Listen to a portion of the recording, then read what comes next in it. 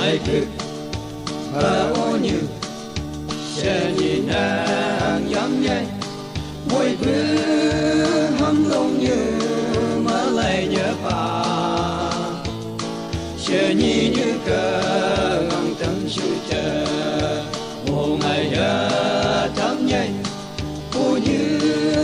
thì nàng cái bà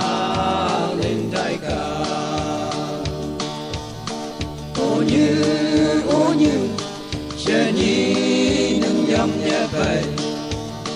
hiểu vì sự ta chỉ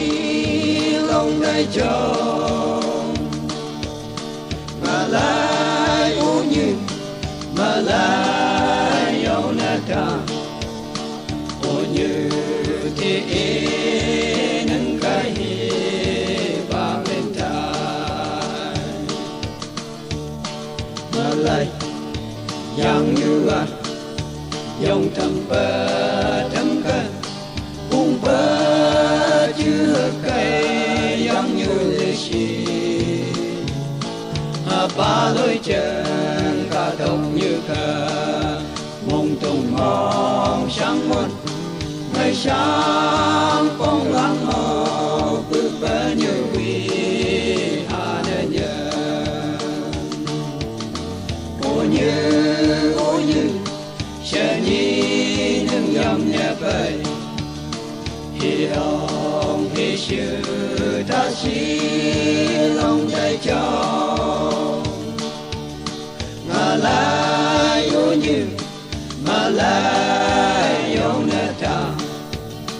ô như thì nâng cái vang lên tai